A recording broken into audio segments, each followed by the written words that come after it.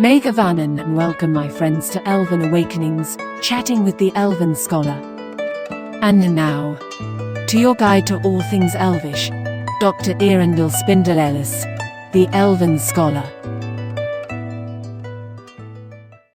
Once upon a time, in a forest rich in pine and oak, lived a young elf. He lived amongst his neighbors who were clothed in fur and feather, and found joy and peace with each sunrise, and silence in the evening light of the stars.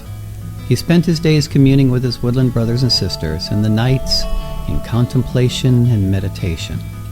Light shone upon him unstained from the mortal world, and he was happy. But as time passed, he became more aware of the land outside, filled with fear and despair, and he knew his time of living in the gentle woods was coming to an end, and his journey as a teacher was upon him.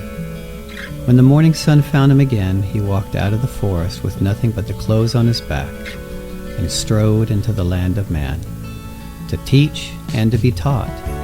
For it is the way of all teachers that the student so often will be the better master. This is my story, and it is true. My name is Erendil, and I am the Elven Scholar. Mae Govannen, my friends. Welcome to Elven Awakenings, chatting with the Elven Scholar on Heroes and Mortals Radio. Within this show, we will discuss all things Elven, including Elven culture, history, language, diet, healing, and a variety of spiritual topics, all aimed at helping us reawaken that Elven, Fae, or Otherkin spirit within each one of us, and how we can live it in our day-to-day lives. This is the only live Elven call-in show, so we welcome your questions and comments. At the half hour at 1:30, we will open the phone lines for our listeners, Pacific Standard Time. The phone number is 442-227-2187. And that's a U.S. phone number, 442-227-2187. So if you call from out of the country, you may incur other expenses. And if you get us before, and that is always on Do Not Disturb until during the show, which means still that you can leave your question or comment 24/7, even before the show. If you are not able to call in, you can also leave a question or comment on our email. I will check it throughout the week, and I will check it live during the broadcast. I will be more than happy to address your questions or comments during the show for whatever you leave on the email. The email is admin@elvenscholar.org. That's admin, ADMIN, at elvenscholar.org, ELVENSCHOLAR.org. So please feel free to leave your questions and comments. I would love to talk to you live on the show, or I will address them if you leave me a message, either on the voicemail or on the email. And amongst those questions and comments, please feel free, I'm already getting them from listeners, to leave suggestions of shows that you'd like to hear about, topics you'd like to cover. I would be more than happy to address those. Well, all right. Today I'm going to be talking about probably one of the most important subjects that I will ever speak on, and it's about the laws of manifestation. I know it may sound like it's a very basic subject, but we're going to get kind of deep in this, but we're going to have fun. And the reason for this is that I look at this as being one of the most important topics I'll ever do, is because if you want to awaken who you are, if you want to help awaken the rest of the world, if you want to bring these resources into your life, to basically bring myth and magic back into reality, then you will need to accomplish these tasks of learning how to manifest. Because these tasks will also help you be able to help heal the world. You'll learn to how to manifest. All right, so that's what we're going to talk about today, are the 4 laws of manifestation. I don't know how many of you know about David Spangler, a wonderful spiritual man. He was one of the original founders of Fyndhorn. And again, for those of you who don't know what Fyndhorn is, it's an amazing Elven, Fae, Otherkin community that exists up far in northern parts of Scotland. Very cold and windy there. You wouldn't think much can grow there, but they showed that by working with the nature spirits, working with the devas and the elves and the fairies and such, that they could grow roses in the snow, and it's just incredible what they've accomplished. And David Spangler wrote a book called The 4 Levels of Manifestation. So Both his book and the book called The Finhorn Garden are both available on Amazon. If you want to go ahead and research those a little bit deeper, maybe we'll do a show on those sometime as well.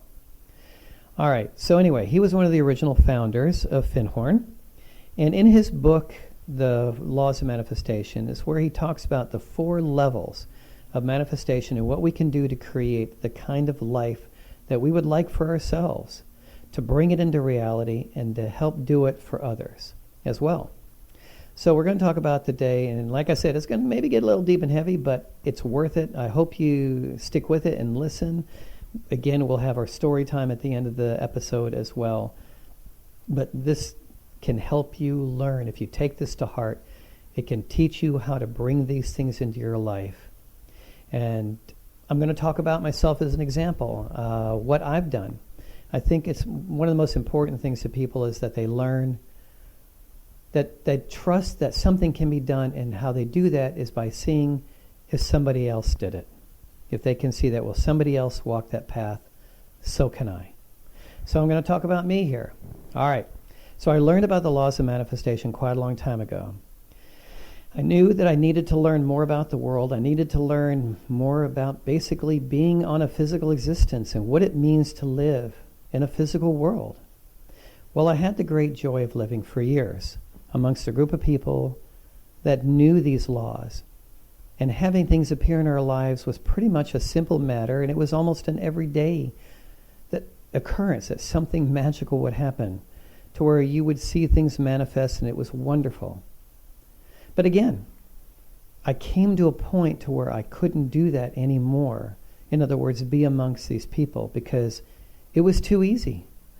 And I knew that I could not stay there, and I had to leave because I needed to learn that I needed to see that if I could do it there, could I do it in a world that was very non-Elven? Was it practical? And so I left. And I told you before, there was a time a long time ago that I lived in a forest, and I lived there by myself. And it was an absolutely wonderful existence. But again, here too, I knew that there were things I had to learn, and I knew that there were things I had to do. And I couldn't do them there because I couldn't interact. I couldn't learn from other humans. I needed to know that I could do this outside of the forest. And I knew that the world needed help and that we could learn from each other, and I could not work with the world so easily being deep in a forest. So I knew that I had to leave and see what I could do to help and see what I could do to learn. And well, when I did, I literally left with the clothes on my back. I had nothing else except for my understanding of the laws of manifestation and how this could affect the different facets of my life. So again, I literally walked out one day and walked into a town. I had nothing on me, no money, no car. I didn't even have a wallet. I had nothing. So by the end of the day, though, after I'd left the forest, I had a job, I had a place to stay, and I was already earning money. And so that was the beginning for me to be able to learn to practice these laws within, again, a very non-Elven world. As I said, it's great when you're amongst a wonderful group of people who practice these laws every day and make it very easy for you. But one of the most interesting things about living this life itself is that we are meant to be challenged. And if you live a life of no challenge, you can basically live a life of not learning very much. And certainly not taking what you learn in the head and bringing it to the heart. It's one thing to study these laws of manifestation and you get it, and it's in your head. But in order to bring them down to the heart, to where you know them instinctually, you have to live them. And it takes experience to do that.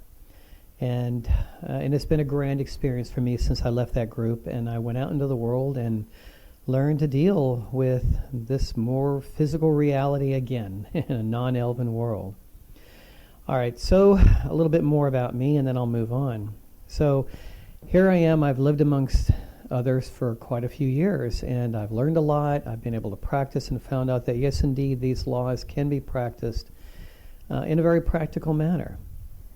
Well, there came a time when I really missed the forest, and I wanted to be back with the forest and yet still be amongst people that I could teach and that I could learn from as well. So my wife is Peggy, we decided quite a number of years ago that we wanted to get back out into the country, so to speak. So we manifested, and we were blessed. We were able to manifest wonderful resources that allowed us to, almost from scratch, to be able to manifest 158 acres of land in the mountains of Northern California. We became debt-free. We owned everything outright. And we were able to produce a beautiful well. The well was an example of manifestation. Drilling wells in Northern California is a very expensive proposition and very hit and miss. You could, every time you drill, it's about $7,000 to drill. And there's no guarantee, and some people will drill 4, 5, 6 times before they hit water or hit enough water to make a decent well. Well, we hired this individual to come up to the land after we were able to acquire it. And he went up there and walked around, and he said, okay, I think I'm going to drill here, but I might drill over there. It's like, okay, well, I had to go into the clinic. We were practicing medicine in a brick-and-mortar clinic at the time. And so I wasn't there when it came time for him to drill. My wife was up there, and he went up, and he said, you know what, I've decided I'm going to drill over here. And as he was walking over there, something told him no, and he said, nope, I'm supposed to go drill here. And he went back. And people were praying for us. It was really quite beautiful that people were hoping for the best for us. And sure enough, he only went down probably about 50 feet and struck a major well. In that area of California where we're at, there's only about 5 artesian wells, and ours was one of them. It just exploded. We had the video from it. Exploded. The water was gushing up, and it was incredible. And he, like I said, this guy had said he's only seen about 4 others ever before, and so very, very blessed. And that was an example, and we tested the water, and it was bright and clear and clean. And so that was one of the many gifts that we've got. Another one, because our whole point was to build an Elven sanctuary. And so one other thing that happened is that we had to build our driveway, because we were built way off the road so that we could be hidden inside of this little valley. And it was about 1/4 of a mile of a drive to get into this little valley. Now, according to the permits and standards of that particular county in Northern California, you have to do either serious gravel on it, road base, or you have to pave it. Well, we didn't want to pave because we didn't want to deal with the smell and the toxins that go along with paving. So we're going to gravel. Well, to gravel that much would have cost around $9,000 easily, $9,000-$10,000 or more. Well, it was manifested. Our neighbor across the street suddenly showed up and told our contractor, I have gravel if you want it. It just, out of the blue, showed up. What had happened with her is that the county had gone through when they were originally building the roads, and they said, okay, we've got this mountain of road base gravel. We're going to leave it on your property. If we don't show up in 10 years, it's yours. Well, this was 20 years now. So she said, you guys can have it if you'll just road base my little driveway and donate something to their church. And we said, absolutely. So the church just wanted $500. That's what they needed, and we road based hers. And we ended up having about 9 inches of road base on 1/4 mile of a drive, what would have been thousands and thousands, cost us $500 and a little bit of service to help out. That's some of the ways that manifestation can appear. All right. Well, I'm not just some writer or some philosopher saying that these are great things to believe in, because I have lived these things. Just like when I wrote a series of books on natural health and taking care of yourself, they're all based on experience that I have had, either with myself or my family, or literally thousands of patients. So I'm telling you that these things can happen because I've lived them. And that's important for people. They need to know that you've walked the path. And there's this wonderful story. A lot of people don't know about it. Most don't. It's a rather hidden story. And it's about John the Baptist. And it's very apropos, not trying to wax religious here, but it's an example of people need to see that you've walked the walk, so to speak, not just talk the talk.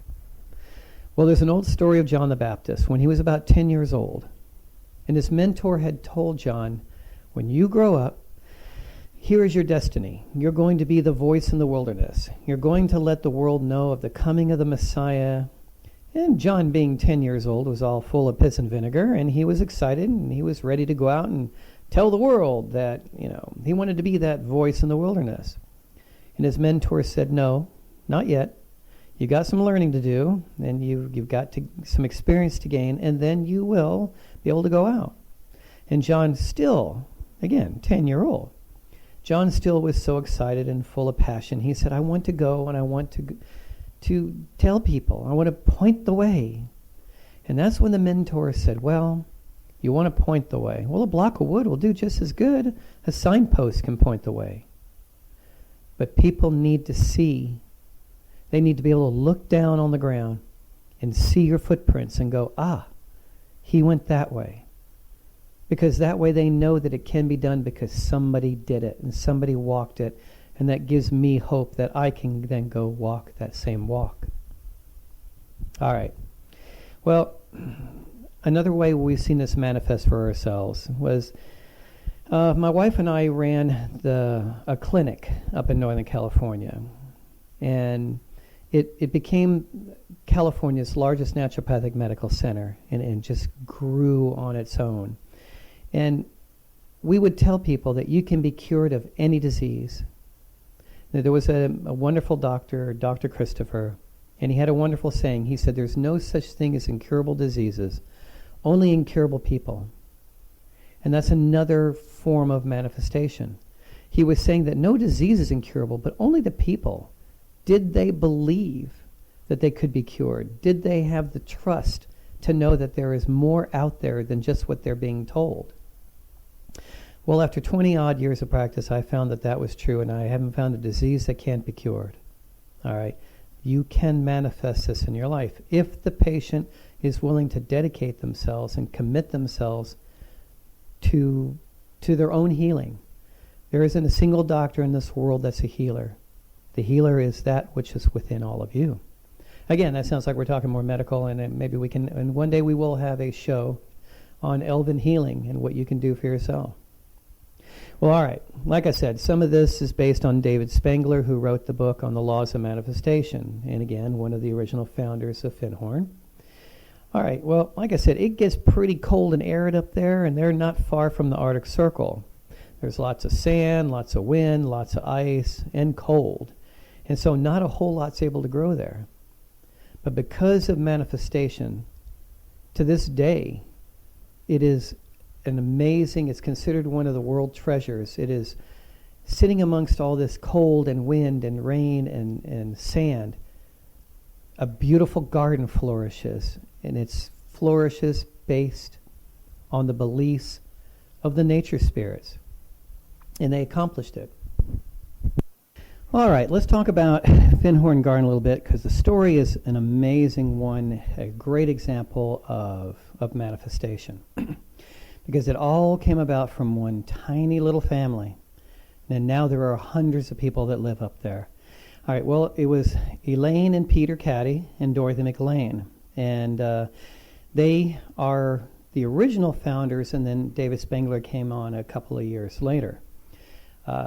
This all started because just before it happened, they were all managers at a massive 3-star hotel. And they were managers of this hotel in Scotland, very popular hotel. And when they first took over the hotel as managers, it was like a 1 or 2.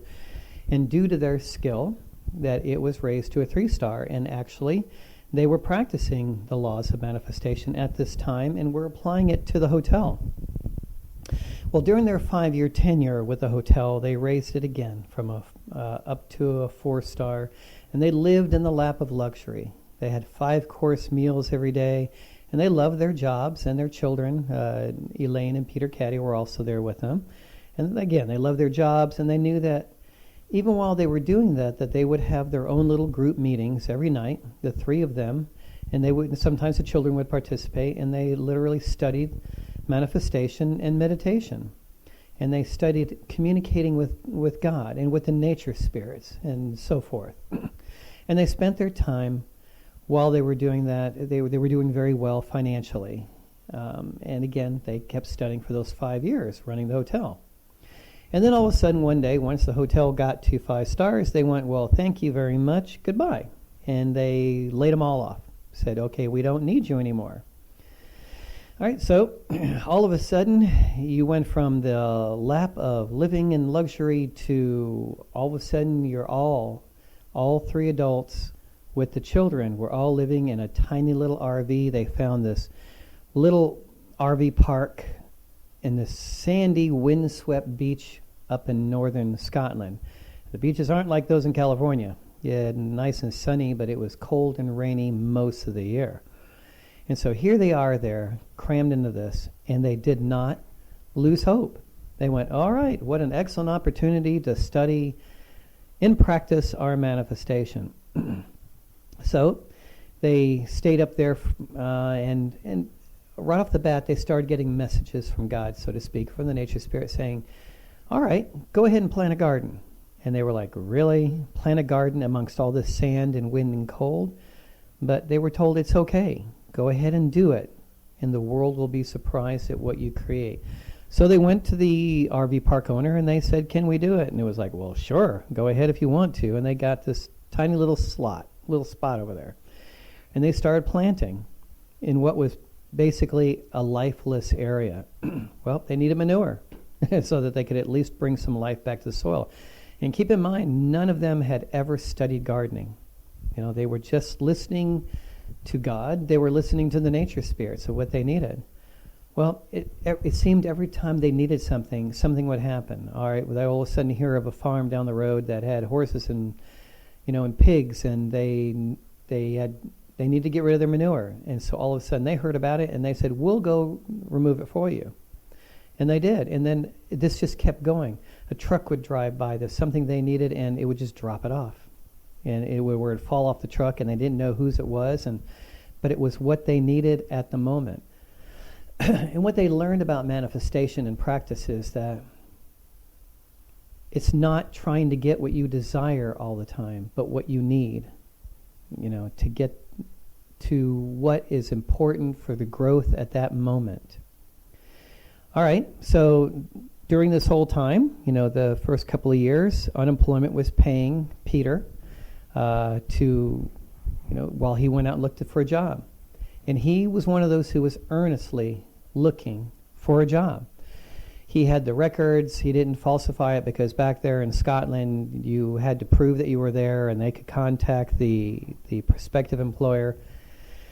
And no matter what he did for 2 years, every time he'd get close, if the job was his, something would fall through, and he would never get the job. He could never get it. And so he was told basically through their inspiration during their meditations from God, said, it's okay. You have to honestly keep trying for a job. But you have important work to do, and that's here in the garden.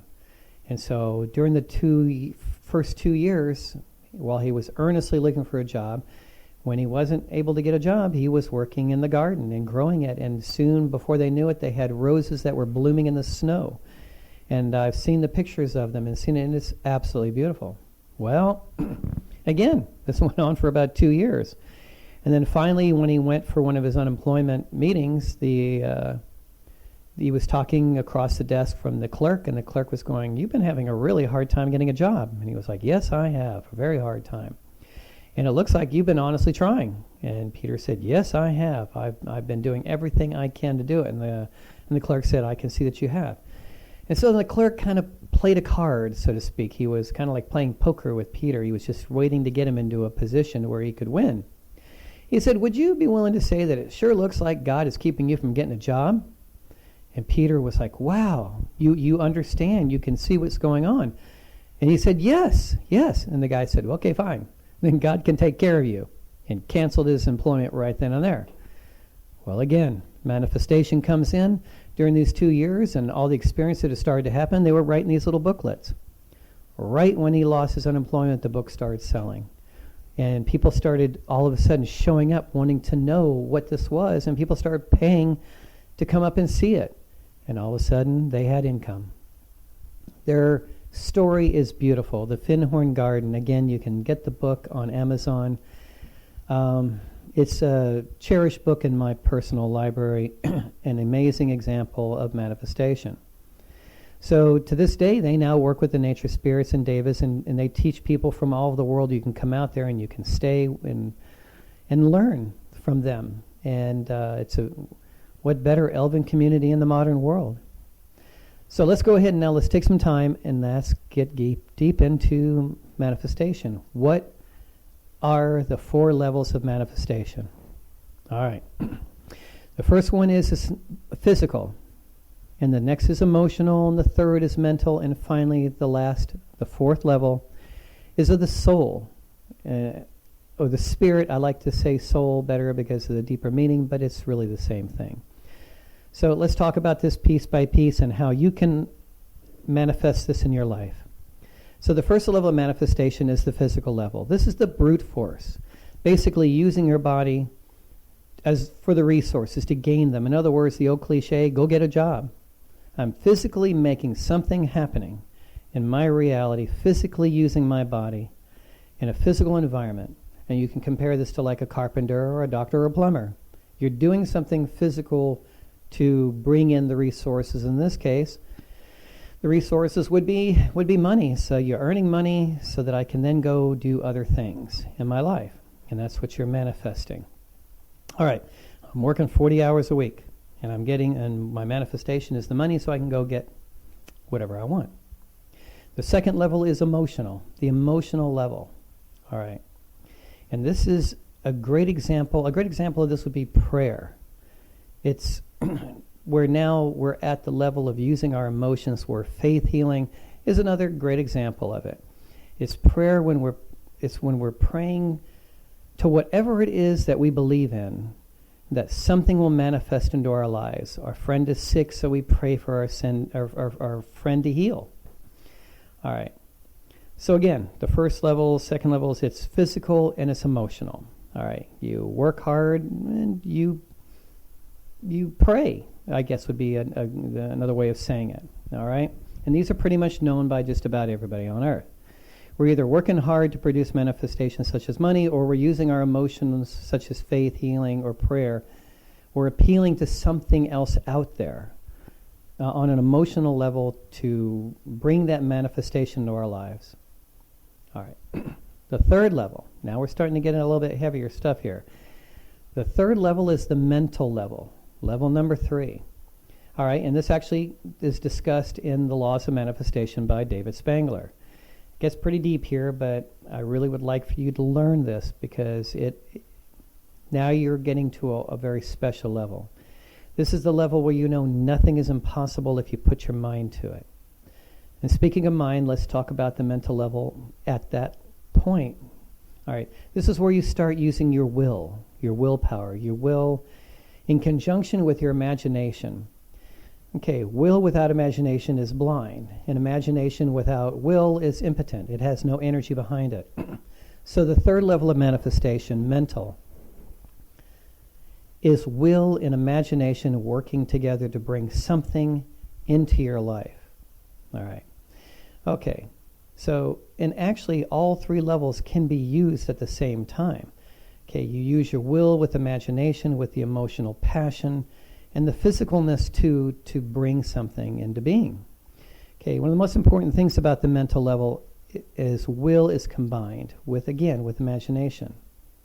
All right, so, and I guess one more thing to be important is to say your intent. That you decide what you want in your imagination says it can happen.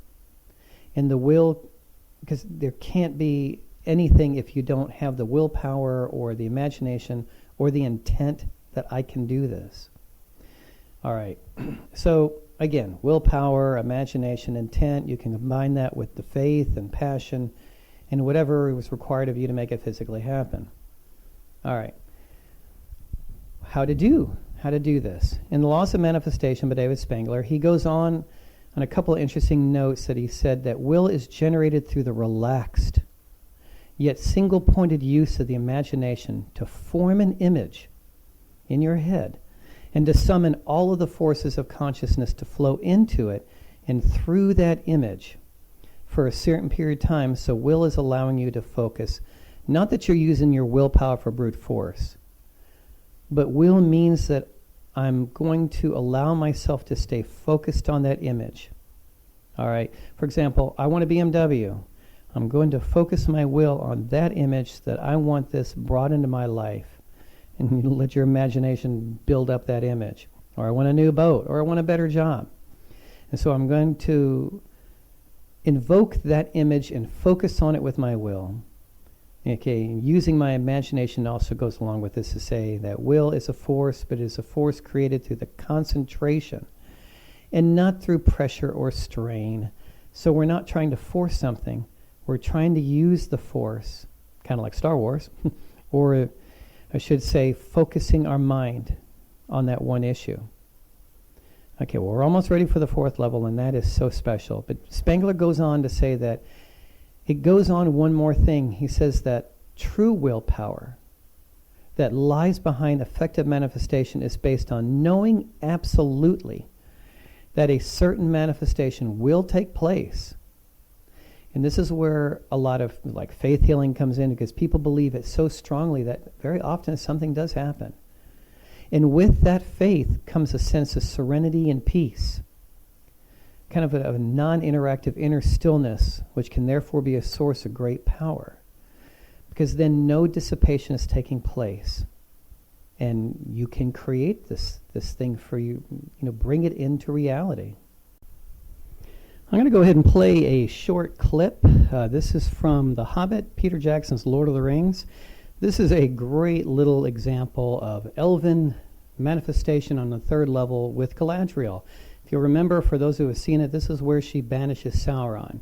The scene was going pretty rough for them. You had Galadriel and Gandalf, who was already disabled at the moment, and Elrond and Saruman were all there. And they were battling the Nazgul, and they were succeeding.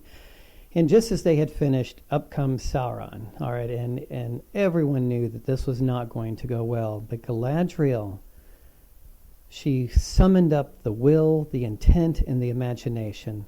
And within the third level of manifestation, she fought back. So have a listen, and then we'll be right back.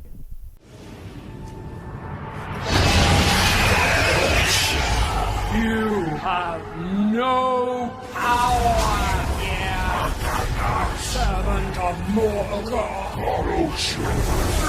You are named faceless, formless. Go back to the void from whence you came. So in this case, you can see that what she incorporated, all three levels. Within the third level, she used intent. She wanted Sauron gone. Imagination and willpower, but she combined it with the vast surge of emotions of level 2, and she used her body from level 1, used them all, and combined them into one, and produced what we call an invocation, meaning that you invoke, you bring this out and bring it out of the universe and bring it down to you. So that would be probably one of the best ways of describing the third level of Elven manifestation, an invocation. I invoke it, I bring it into being, okay, with my sheer will of force and imagination and intent. Okay, so that was the third level. So to recap real quick, it is recapping the third level, and then we're going to get to the one I'm most interested in. It is our will, meaning the ability to focus on an image, which is the imagination, with the intent that this is going to happen, it's going to occur in my life. Okay, but I always try to tell people, okay, be careful what you wish for. It just might be granted. We are so often not realizing that wishes can be granted, but it's in the granting, how it came to us. So be careful what you invoke. You may not be happy with the results. You may get what you desired, but not what you needed. All right, last but not least, we're going to talk about the last level, to me, the most important one, and that's level 4, the soul level. The soul, some say the spirit. All right, so I prefer to use the soul. All right, and in this case, the fourth level of manifestation means I'm no longer an invoker. I am an evoker. I am letting it come through me. I'm letting the universe do its thing. I am nothing more than a channel. I am a conduit. And if you can accomplish this, if you can accomplish that level, then truly anything is possible. And one of the most important things to remember about the fourth level is balance, is to let it come through you. A great example of this is Reiki. All right, I'm a Reiki master, and I'm sure a lot of you probably know about Reiki. It is a energy healing. It is well accepted now throughout most of the Western world. It's even being used even here in the United States with something like, I think just in California, something like 200 different hospitals are now employing Reiki as part of their treatments for their patients. Well, Reiki is absolutely a fourth level of manifestation. In Reiki, I know that I am allowing the universe, I am evoking, I'm letting the universe work through me, through my hands, and I am allowing the energy to flow into the individual. I am really not even interested in what their problem is.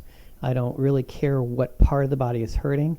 I am letting the universe do its job, but doing it through me.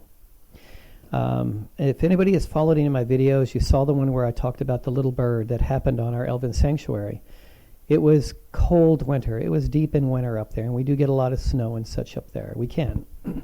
And my wife and I were sitting in our little cottage, and all of a sudden we heard this big bang. And it was, unfortunately, a little bird had smashed into the window and fallen to the ground. And when I went out and looked at the bird was quite motionless. Its head was off in an uncomfortable position, and the tongue was hanging out. The bird appeared to be quite gone. Well, I didn't want to give up. So I went out to the bird and very gently, because I've done this before, I picked the bird up and held the bird in my hands. And I did the fourth level of manifestation. I let the Reiki, I let the energy flow through me. I breathed onto the bird, the life-giving energy of Reiki, and just held the bird. And probably after about 5 minutes, this bird that absolutely appeared dead, the tongue was hanging out, the neck was uncomfortable, no movement. I didn't see any breathing. And all of a sudden, the bird started to move again. And with about another 5-10 minutes, the bird was up and moving. It was in my hands. And just standing there, the bird didn't leave, did not desire to leave. And the bird stayed in my hand probably for about a half an hour, so long that my wife was able to come out, and you can see it on my videos, came out and took a picture of the bird in my hand. And right after she took the picture, the bird flew off. So that's a wonderful example of fourth level, letting the universe work through you. So again, I use my body as a conduit. All right, and I'll use to let it come from the spirit.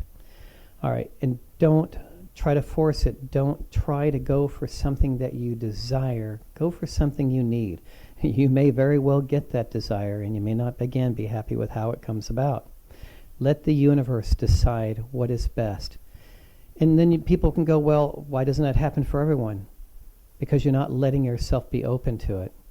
There's an old Zen story about where the Buddha was traveling through the lands and would go from village to village. And as he approached this one village, it was getting near night, and he decided to go ahead and stay for the night. And an old man who knew who he was came out and said, I have a question for you, O Holy One. And so Gautama said, all right, what is it? And he said, you say that everyone can realize enlightenment, can remember who they are. Yes, that is true. Then why isn't everyone enlightened? So the Buddha said, I have a little task for you if you would go off and do this. So he said, all right. He said, go amongst the villagers tonight, and please write it all down and bring it back to me. Go down and ask every villager, what is it that you want? What is your greatest desire? What do you want? And so off he went and he did it. Gautama settled down for the night, and it was quite late, and the old man went through the village and was asking each villager what they most desired. What did they want? So, after several hours, he went and he found Gautama, and he said, I have it. I have the list, and I can tell you what they all want. Some wanted more money. Some wanted more food. Some wanted another child. And Gautama said, did anyone ask for enlightenment. And the old man looked confused and said, no. This is why not everyone will become enlightened. It was not what they most desired. All right, one more cinematic example of Elven Manifestation in action. And this is again from Peter Jackson's Lord of the Rings movies, where Arwen is healing Frodo at the river's edge. She does not heal him through her own opinion of what the damages are, but ask for the universe to work through her to heal him. So have a listen. No! Frodo, don't give in! Not now!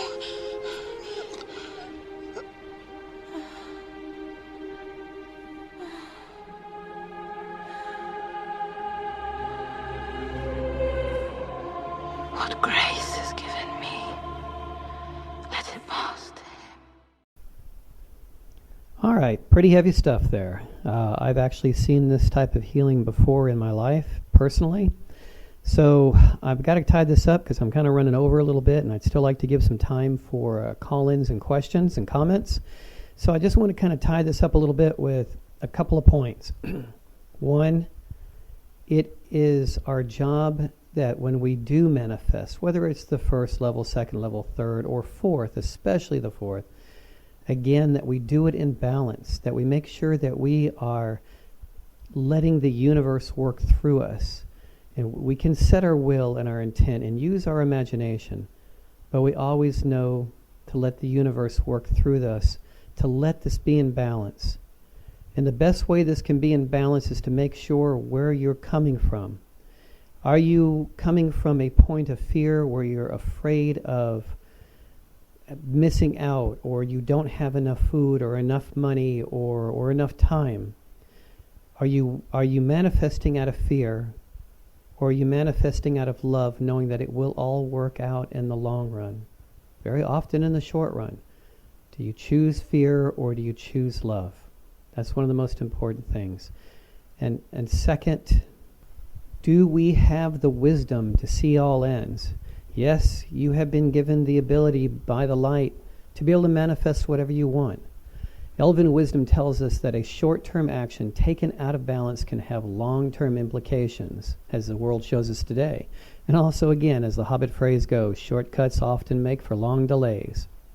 It is indeed our job as elves to aid in healing the ailing world, but it must be done in a balanced way. Again, we are co-creators with Eru, with God. We are here to bring balance and light back into the world, but not for our own selfish vision, but one that allows the true potential of the world to be brought back into the light, to help it to be what it was meant to be. All right, so just know that it will all work out if you leave your soul open to life's urgings. It is in life's urges for expression that you become its womb, that through you more beauty is created, through you that life made manifest yet another miracle to bring something into this world that has yet never been. Know that creation is going on all around you. All you have to do is look. Sherlock Holmes, the character from Sir Arthur Conan Doyle's book, once said, "You see, but you do not observe." To be an elf is to be a co-creator with all life. How better than to practice on yourself in your daily life? Before we take a station break and then come back for a question and answer period, I'd like to make one more point, and this was from an email that I received from a listener about who we are and what we take seriously and what we can become. Are we really elves? Is that taking it to extreme? Are we really fae or otherkin? Again, is that being a little obsessive? So I'd like to refer back to one more clip here before we take a break, and that was from a wonderful movie out quite some years ago called Grey Owl. I'm not sure if any of you know about it. I believe you can find it on Netflix and Amazon. Grey Owl, it is a true story from the early 1900s of a English gentleman who so fell in love with the Native American, that would be Canadian and United States, but mostly it was in Canada. And he so fell in love with the whole culture of the Native Americans that eventually he just disappeared and left England. And when he reappeared, he basically took on the persona of as a Native American. And for the rest of his life, he lived as a Native American. A tribe adopted him, gave him a new name, and he, for all intents and purposes, he was a Native American and did not discuss his English past with no one. And he became a major movement in the conservation cause, trying to help save the beaver and save what was happening to nature. And it's a wonderful movie, but towards the end, and I'm not trying to give too much away because this is still apropos, he was invited to this major national powwow of all these different nations coming together, and he was invited as one of the key important people. And when he got there, he walked into the main teepee where the council was going on. And when he walked in, they all stood up out of respect, and they were all the Native Americans that were there, and they were very happy to see him. And the old chief, he walked up to him and kind of stared at him for a moment. And then he started to giggle. He started to laugh a little bit, and he was like, he didn't say anything, but all of a sudden he just started laughing, and all of a sudden I guess the rest of the tribe members there, council, got the message, and they all started laughing and laughing. And it was really a good thing, because it's what the old chieftain said when he looked at this, well, to him who was obviously a white man. But what he said was beautiful. So I've got this clip here, and after that we'll go ahead and take a station break, and then we'll come back for question and answer. Here you go.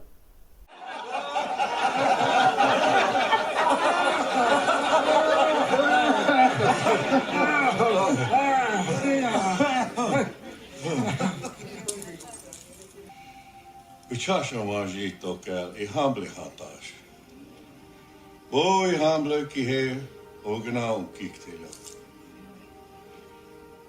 My brother says, men become what they dream. You have dreamed well. Okay, we're going to take a short station break, and when we get back, we will be taking callers for our Chatting with the Elven Scholar. This is Elven Awakenings, Chatting with the Elven Scholar on Heroes and Mortals Radio. We'll be right back. When you go to college, you expect the high halls and libraries filled with old books. But much has changed, and in today's world, online schools have exploded in popularity. Please join us at Lambain Gomor, the world's first online college with a nod towards Elven and humankind alike. With Lambain Gomor, you can start a new career or a new life in the holistic health field, learn a new Elven language, study history and culture, or the environment. We believe everyone deserves an affordable education with personalized attention. We provide full certifications in the following fields: home herbalist, Reiki levels 1 through master, nutritionist, first aid, Elven history and culture, Elven languages with Quenya and Sindarin, anatomy, botany, introduction to archaeology, ecology, astronomy, Elven laws of manifestation and meditation, and we also offer full diplomas in the fields of medical herbalist and medical nutritionist. More classes are being added. Many students have found new careers in the above fields. These classes are sponsored and designed by Tree of Life Holistic Wellness Center, which was the largest naturopathic medical center in the state of California. You can pay for your classes outright or join a low-cost monthly subscription, which allows you to take as many classes as you like at one time while you maintain the subscription. This college was founded to give you a chance to expand your horizons while believing in who you are. All classes are certified and are aimed at helping you start a new life and a new career. Adult study programs for both elves and humankind alike, designed specifically for you. You can find us at www.elvenscholar.org. Discover what is inside of you. Be who you are at Lambain Gomor, the Elven School of Lore Masters. All right, well, welcome back, and we're live again, and we're going to go ahead and take some time out now and do question and answer. I'll go ahead and set it up so we can go ahead and receive calls. So the line is live now if you would like to call. For those that would, again, this is a U.S. number, so remember that if you're calling from outside the states, there might be some more charges. The number is 442-227-2414. 2187. So that's 442-227-2187. And if you don't want to call, you can go ahead and leave an email, and I will be looking for those, and will be happy to address your questions or your comments at that time. It's radio@elvenscholar.org. Radio, R-A-D-I-O, at Elven Scholar, ELVENSCHOLAR.org. All right, I've already gotten some questions, so I'm going to go ahead and address those. And please keep in mind that even when the show is not live, you can leave a message, a voicemail, or you can send me emails, and I will be happy to address those at the next show. So let me go ahead and address a few of the questions that I've already had come in. And all right, so first one was from Craig. He emailed me and let me know a few things about how he felt about the show and some things that he would like to see added to it. One of the questions was about, because I had briefly brought it up, was about Edgar Cayce. All right, Edgar Cayce, the reason I brought him up is I actually had the blessing of living in Virginia Beach for some years, quite some years ago, and I lived right across the street from the Edgar Cayce Institute. Amazing experience. For those who don't remember, Edgar Cayce was called the Sleeping Prophet. He was basically a photographer by trade. He had no medical experience, no medical training, and but they were a very spiritual family. They would meditate and such. And then one time they found out that when Cayce would go into a meditation, someone could ask him a question, and something from deep within himself would come out and would answer that question. And they found out that, for example, it could be someone thousands of miles away that Cayce did not know. He had no knowledge of this individual's issues, and they would say, how do you cure this person? And Edgar Cayce, while in a trance, would give out advice, medical advice on how this person could be cured. And very often, those cures were very unorthodox. Yet something must have happened, because out of thousands of these readings, so to speak, they're now kept in the Edgar Cayce Institute, and people from around the world do come to Virginia Beach, do come to the Institute, and you're allowed to go up into the library and go through these readings and study them. And you can go, okay, well, I have rheumatoid arthritis, and actually go look up and see what he said for that. So this is not some quack thing, because actually doctors and scientists from around the world come to the Edgar Cayce Institute to study, to learn about what he talked about over particular issues, and very often leave with a cure for their patients back home.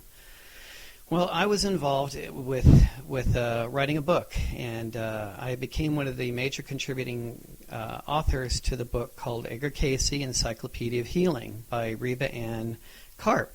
And surprising, I just checked this morning to see if you guys could find it. It's actually still available on Amazon, and you can see my name in the book as one of the contributing authors. I was the one that ended up writing the most on the book. That was actually part of my occupation, was to every day I got to go to the Institute and read and write articles about individual diseases and issues. So in the process of doing this, people decided, well, I'm going to go ahead and ask them a few more questions. And they started asking questions about more esoteric. And they asked about Atlantis, and they asked about Egypt, and then they got deep into the subject of reincarnation and things of that nature. And I find a lot of the information is very valuable, but I also understand something that I had mentioned in the previous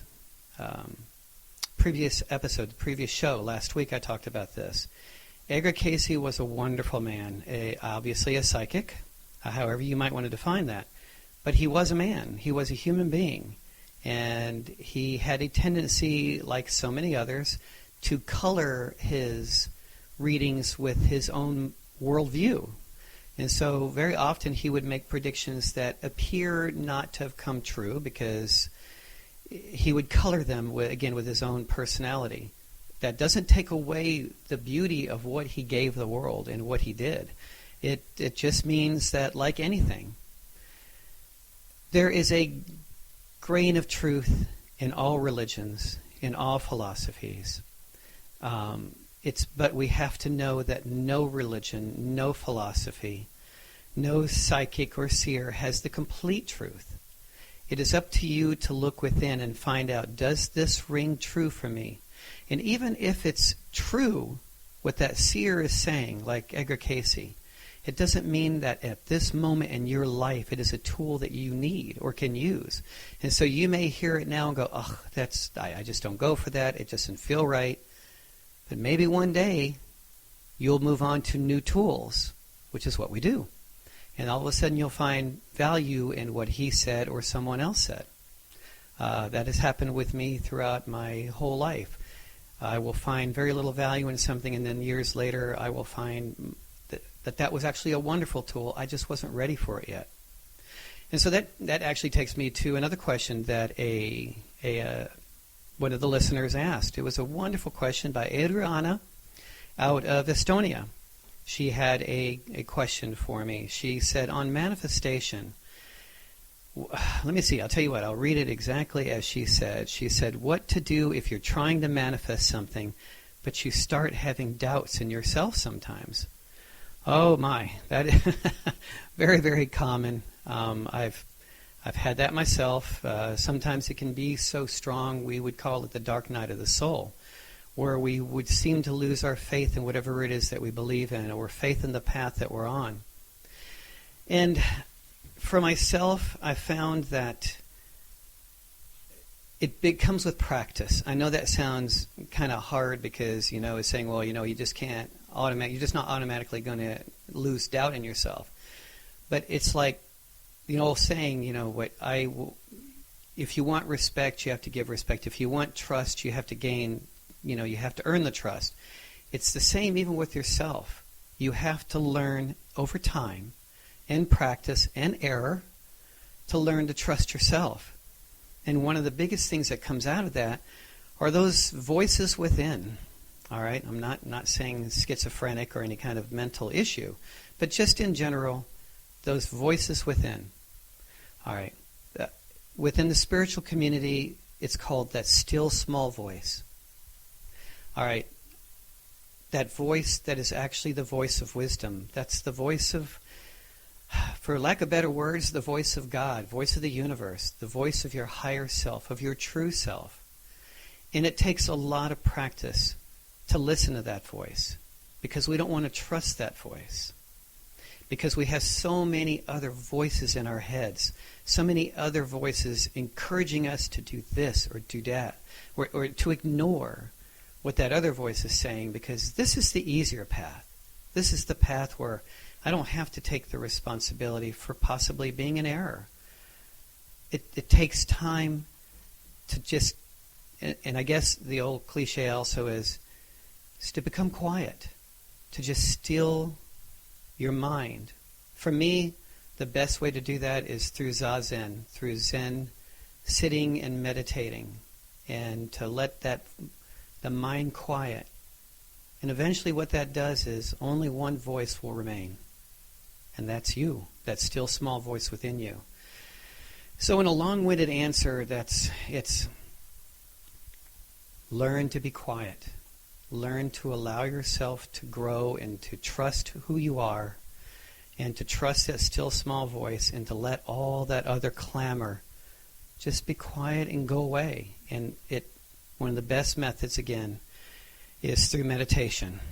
All right, that's how I do it. It's worked very well for me. So I hope that helps. Okay, so I got a couple of things to go over here real quick. And then I think we will go ahead and go to story time. All right, I wanted to make a couple of announcements. For those who watch my YouTube channel, The Gentle Musings of an Elven Scholar, I've been announcing that we've decided, as an idea from the station Heroes and Mortals, who is hosting the radio show that you're hearing now, they came to me some months ago and said it would be nice to be able to produce a marketplace like Etsy, that, but only for elves and fae and pagans and D&Ders and cosplay and otherkin, so that we could have our wares there and our services there and not be lost in the noise of Facebook or Etsy. And I told them I thought that was a great idea, so we've actually been working on it. The first store is getting ready to come online, and that is Elven Artifacts. We're planning on having it active in about 2 days, where you can go and complete your nest, buy the statues and the clothes and so many different artifacts of elven and fey and otherkin nature, but at extremely low cost because we actually make it ourselves through a 3D printer, through the magic of 3D printing. And so that will be available to you, and that will be the initial store, and then after that, you are welcome to put your own marketplace on there, and we plan on keeping it extremely low cost for people who want to be there because we want you to have an opportunity to put your wares out there and to put your services out there and have people here instead of, again, being lost in the noise. So we'll be getting stuff going in a couple of days there. Also, next week, I want to mention this, is right now I'm planning on next week's show being about the elven ability of letting go, of letting things go and allowing yourself to grow and to, again, help remember who you are. But I'd like to make an offer to the listeners, if you would. All right. I'd like you to vote. I'd like you to either send it in by voicemail by calling 442-227-2187, or you can email me at radio@elvenscholar.org and let me know of these couple of choices. Would you like next week to hear about letting go and growing through that, or would you like a show on elven healing, how to heal in a natural, holistic manner, how to heal as elves do it, if you'd like. So please send in your votes either by voicemail or by email. And again, 442-227-2187 or radio@elvenscholar.org. Let me know, and however many votes we get, that's what the show is going to be about next week. All right, so I look forward to your comments and letting me know what you would like to have there. All right, so I think that will do it for now. Again, sorry I went a little bit over. Normally I open the phone lines like at 1:30, but I went over. It was a pretty long subject. Next week we'll be back to just a normal first half hour of the topic, and then we will go to the last half hour being for telephones. All right, the open line for the telephone. Okay.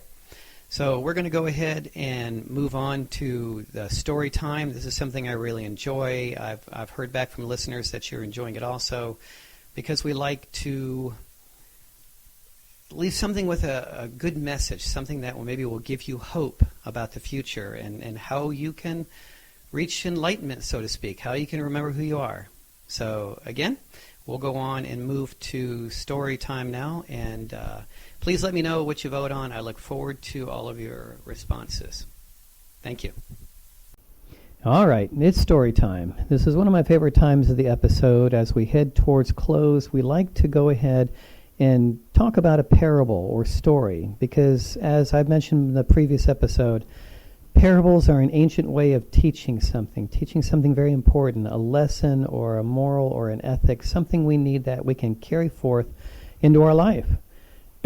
All right, so this show theme today was about manifestation.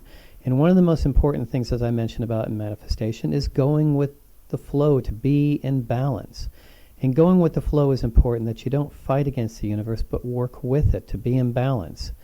So this clip is donated again, like last episode, is donated by Spirit Science, a YouTube channel. I highly encourage you to go listen in on them. They have wonderful animation. This is just the audio clip from it, one of their tales. And this is the tale of the flow. This is an old Taoist story of an old man that was sucked down to the bottom of a river, and how he survived, how he was able to come out of it by simply going with the flow.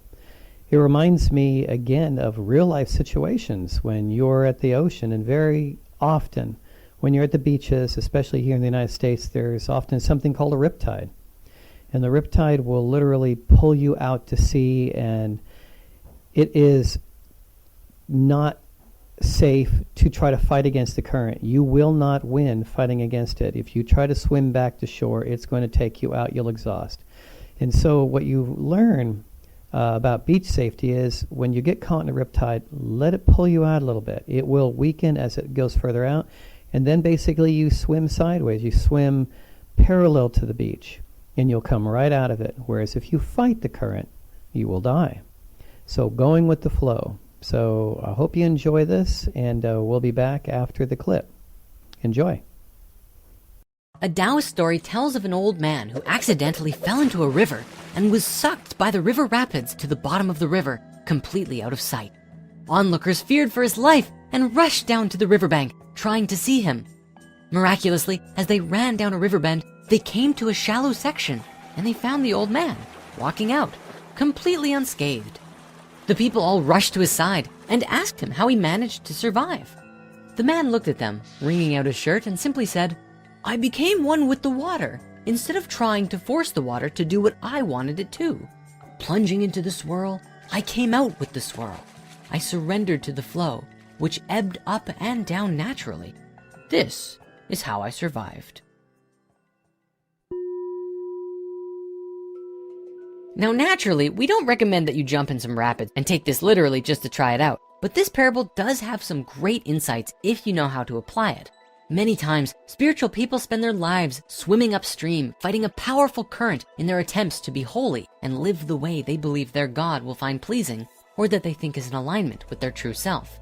After some time, many of these people will get tired in their efforts to maintain what they believe are holy, righteous lives, and will often give up. Whenever we go against the grain, we're not only having to put the effort in to succeed, but also to push back against friction and resistance, which makes our job twice as hard. If instead you take a second to see the direction things are moving naturally and adjust yourself to that, you'll gently flow with the current. It's also interesting to see that the old man ebbs up and down with the flow of the river, as we should remember that flow doesn't always go in one direction. Life is more of a push and pull, yin and yang, than a... At the end of each episode, I like to leave you with a thought when we're not together, so something that you might want to think about, especially apropos or something to do with what we had today. You know, we talked about Elven Manifestation, and to do it in balance, you have to learn to let go of your own ego, to let go of your own desires, and try to become balanced with what not only yourself but the world around you needs. Unfortunately, one of the hardest things to do is letting go. And in our next episode, we will go ahead and we'll talk about that. How about letting go and letting that elven spirit within you come out? All right, and some ways that we can go about doing that. Well, so to end today, I'd like to go ahead and talk about a wonderful parable, and it's called Letting Go, and it's by Richard Bach. I don't know if too many of you have heard of Richard Bach. He used to be quite popular. One of his most famous stories was Jonathan Livingston Seagull. Well, this story it's a wonderful book. You can get it out there on Amazon. It's called Illusions by Richard Bach. It's about a reluctant Messiah. It's a wonderful book. Well, in the very beginning of the book, it talks about, he like me, he likes to teach in parables. And so at the very beginning of the book, before he actually gets into the story, he talks about this parable. And it's about letting go, and it's about these little creatures that live at the bottom of a crystal stream and how they've lived their lives in boredom because that's what they were told to do.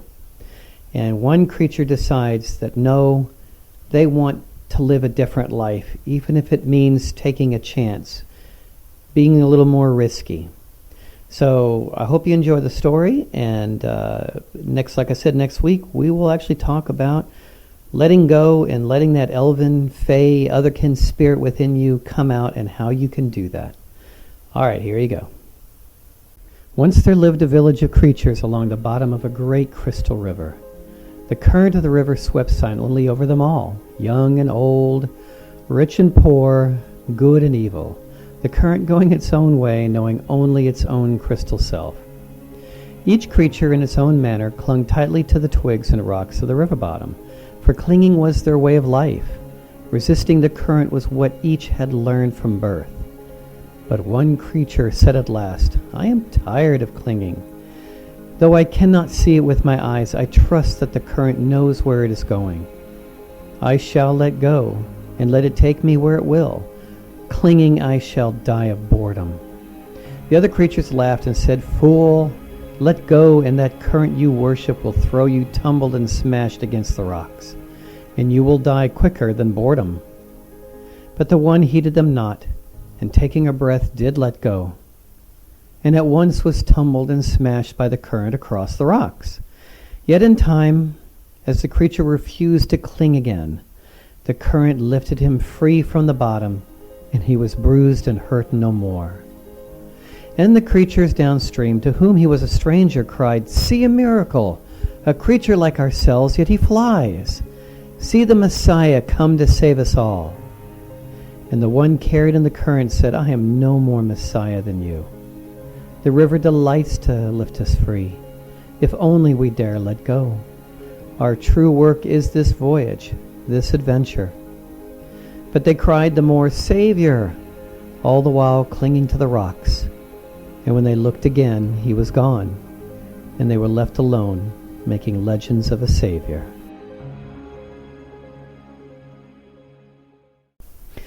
All right, that's it for today. As a reminder, remember next week we are going to be talking about letting go of what other people are telling you about who you should be, helping you to remember that elven or fey or otherkin spirit that lives within you and is just waiting for an opportunity to wake up and come out and play. Letting go. So we'll be covering that next week, as well as some ways to do that also. All right, this is Elven Awakenings, chatting with the Elven Scholar on Heroes and Mortals Radio. I'd like to thank you all for listening, my friends, and until we are together again next week, may you be blessed by the elves. My name is Dr. Erendil Spindalelis, and I am the Elven Scholar. Namarie.